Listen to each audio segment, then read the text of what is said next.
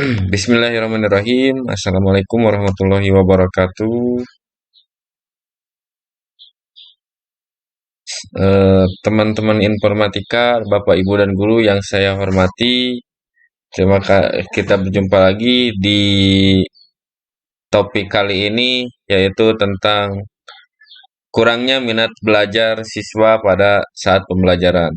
Kami dari kelas 7 kebetulan dibagi lagi menjadi kelompok, masuk ke kelompok 4 yang beranggotakan saya sendiri, Reja Ridwan, yang berasal dari SMPN 2 Pacet, Kabupaten Bandung, lalu Bu Lista Anggraini dari SMP Plus Garut,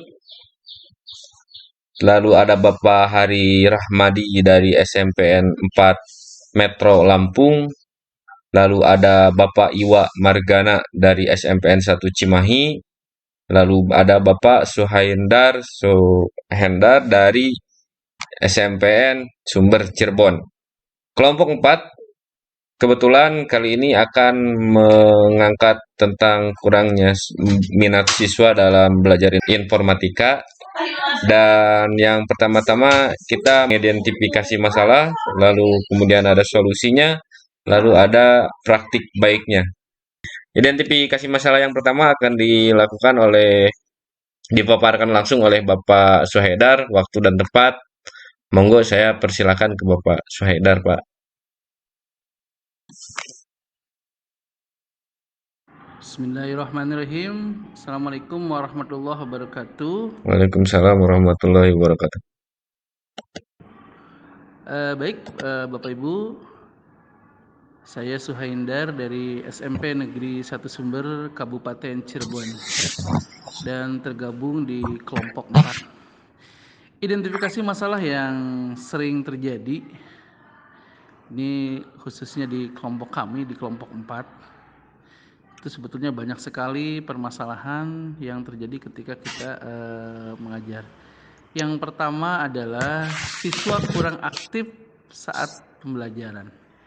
Ini mungkin permasalahan ini banyak sekali terjadi ya, bahkan tidak hanya di kelompok 4, mungkin hampir seluruh pengajar informatika atau komputer ini pernah merasakannya. Siswa kita kurang aktif dalam pembelajaran. Kemudian yang kedua adalah siswa kurang fokus saat pembelajaran. Permasalahan yang ketiga adalah siswa membuka YouTube atau game online saat belajar. Nah ini permasalahan yang tentunya sangat banyak sekali, bahkan mungkin hampir dirasakan oleh semua pengajar ya. Seperti yang kita ketahui bersama bahwa siswa kita adalah merupakan benih ya, yang di dalamnya ada kodrat alami dan kodrat zamani. Ini sesuai dengan kodrat zaman mereka. Dengan arus teknologi informasi yang luar biasa. Saat belajar mereka lebih memilih YouTubean atau memilih game ya, karena mereka merasa nyaman. Namun ini tugas kita bagaimana menuntun mereka dengan tentunya tetap sesuai dengan filosofi KHD, tetap menghamba kepada siswa ya, untuk bisa mengarahkan. Tentunya kita tetap selalu mengingat bahwa siswa-siswa kita mereka adalah benih-benih yang mempunyai kodrat alam dan kodrat zamani.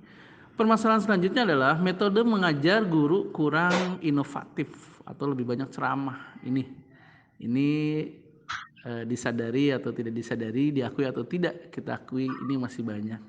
Kadang-kadang metode ceramah membuat mereka itu bosan ya, karena ya sudah tidak zaman lagi dengan kodrat zaman mereka.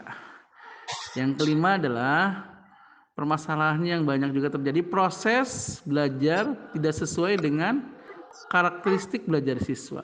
Nah ini juga permasalahan yang sering kita hadapi ya. Permasalahan yang keenam, siswa dengan kemampuan low dalam menyerap pembelajaran cenderung tidak peduli saat pembelajaran berlangsung. Nah ini tentunya kita memiliki siswa yang berbeda-beda, seperti pun benih. Di sana ada benih padi, ada benih jagung yang kita tidak bisa menyamakan ya. Harus ada diferensiasi. Harus ada pembeda, artinya ya karena mereka sudah mempunyai kodrat alam yang berbeda. Kita harus bisa menempatkan mereka tentunya sesuai dengan apa yang mereka miliki, ya, sesuai kodrat alamnya. Yang ketujuh adalah kemampuan numerasi, literasi digital, berpikir kritis siswa kurang. Nah, ini adalah permasalahan-permasalahan yang sering terjadi pada saat kita mengajar informatika, khususnya di kelompok 4 dan umumnya dirasakan oleh kita semua. Terima kasih. Terima kasih Bapak Syuhaidar atas penjelasan identifikasi masalahnya. Selanjutnya, let's share. Mari berbagi solusi yang akan dipaparkan langsung oleh Bu Listia Anggraini dan Bapak Iwa Margana. Mungkin yang pertama pemaparan akan langsung oleh Ibu Listia Anggraini. Waktu dan tempat saya persilahkan, Bu.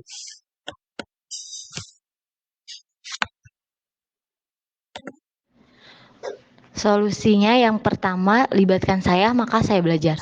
Menggunakan metode pembelajaran yang melibatkan siswa untuk menggali pemahaman atau konsep secara mandiri dan terbimbing. Yang kedua, membuat kesepakatan dengan siswa di kelas ataupun di laboratorium komputer seperti tidak boleh membuka YouTube selain untuk kepentingan belajar, tidak boleh membuka game online, sehingga siswa lebih terarah dalam pembelajaran di kelas. Kemudian yang ketiga, membuat asesmen diagnostik mengenai karakteristik belajar siswa. Dalam hal ini, asesmen diagnostik dapat kita buat pada saat awal tahun pembelajaran. Bisa dilakukan oleh wali kelas maupun guru mata pelajarannya masing-masing, sehingga kita dapat mengetahui bagaimana karakteristik belajar siswa. Terima kasih Bu Listi atas paparannya. Selanjutnya mungkin akan dilanjutkan oleh Bapak Iwa Margana. Waktu dan tempat, mangga Bapak saya persilakan.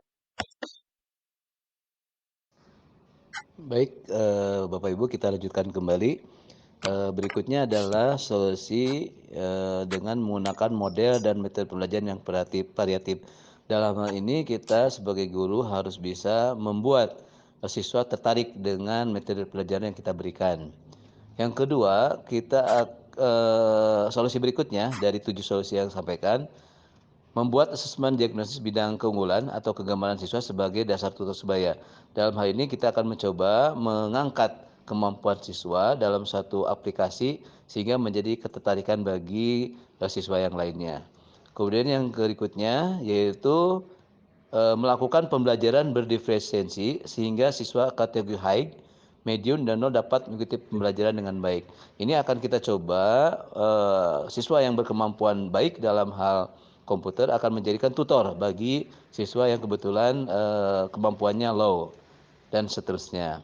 Dan terakhir adalah membuat media pembelajaran dapat meningkatkan minat belajar dan keaktifan siswa.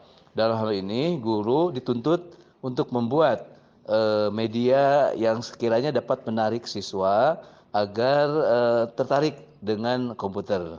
Mungkin itu saja solusi yang sampaikan, mudah-mudahan menjadikan bagian daripada daya tarik siswa menjadi lebih tertarik tentang pembelajaran komputer saat ini melalui mata pelajaran informatika. Mangga selanjutnya dilanjutkan lagi oleh moderator. Terima kasih. Terima kasih kepada Pak Iwa atas solusinya. Selanjutnya dilanjutkan ke Bapak Hari. Waktu dan tempat saya persilakan. Assalamualaikum warahmatullahi wabarakatuh. Pada kesempatan kali ini saya akan menyampaikan kiat baik kami atau praktik baik kami dalam meningkatkan minat belajar siswa, keaktifan dan kognitif siswa pada mata pelajaran informatika. Nah, berikut ini adalah kiatnya. Ada 4 buah kiat. Yang pertama adalah membuat alat peraga kartu biner konvensional. Nah, seperti yang kita ketahui bahwa di informatika juga terdapat permasalahan yang bersifat numerasi seperti pada sistem bilangan dan juga gerbang logika. Nah, untuk menjembatani siswa yang kemampuan numerasinya kurang, di sini kita membuat kartu biner konvensional yang dibuat dari kertas kemudian dilaminating agar memudahkan siswa dalam melakukan perhitungan atau konversi bilangan. Nah, kemudian selain membuat yang konvensional tadi yang terbuat dari kertas kemudian dipinil, kemudian kita membuat juga aplikasi konversi bilangan biner ke desimalnya dalam bentuk digital berbasis web. Ya. Kemudian Selain membuat alat peraga tadi, saya juga melakukan pembelajaran berdiferensiasi. Nah, pembelajaran berdiferensiasi ini saya lakukan pada elemen dampak sosial informatika, di mana saya mengacu pada materi penggunaan media sosial. Di sini saya menyajikan 5 permasalahan terhadap media sosial. Nah, siswa tersebut dibebaskan memilih permasalahan mana yang ingin mereka bahas. Dalam hal ini terjadilah yang namanya diferensiasi konten. Kemudian setelah menentukan permasalahan, mereka akan mencari jawaban dari permasalahan tersebut dengan berbagai cara. Mulai dari wawancara, bisa juga dilakukan, bisa juga diskusi, bisa juga literasi digital, dan lain sebagainya. Nah, di sini terjadilah diferensiasi proses. Kemudian mereka akan menyajikan hasil dari solusi mereka tersebut. Nah, dalam penyajiannya ini mereka bisa membuat PPT, slide presentasi, bisa juga menggunakan Canva, bisa juga menulis di dokumen atau Word, dan lain sebagainya, ya. Nah, di sini terjadilah diferensiasi produk. Kemudian yang terakhir saya melakukan game based learning, di mana saya memberikan suatu papan permainan atau board game di mana siswa tersebut akan mencoba bermain sambil belajar. Mereka akan memainkan board game, kemudian mereka menyadari, oh ternyata ini adalah algoritma. Nah, algoritmanya dituliskan dengan bahasa mereka sendiri. Nah, termasuk kategori algoritma tersebut. Ini algoritma apa? Ini apakah algoritma perulangan? Apakah algoritma runtutan? Apakah algoritma pemilihan? Seperti itu. Itulah kiat baik yang saya lakukan. Kemudian di sini ada beberapa foto kegiatannya. Nah, itu adalah aplikasi binary card berbasis web, kemudian ada kartu binary konvensional, dan juga ada board gamenya. Terima kasih. Saya kembalikan kepada Pak Reza. Kepada Pak Reza saya silakan. Baik Pak, terima kasih untuk paparan-paparannya Bapak Ibu yang luar biasa ini. Mungkin sekian dari kelompok 4 kelas 7 informatika untuk paparan tentang identifikasi masalah di 1.3 ruang kolaborasi. Kurang lebihnya kami mohon maaf atas kesempatannya. Kami ucapkan terima kasih kepada Bapak Ibu guru semuanya. Sekian dari kelompok kami. Wassalamualaikum warahmatullahi wabarakatuh.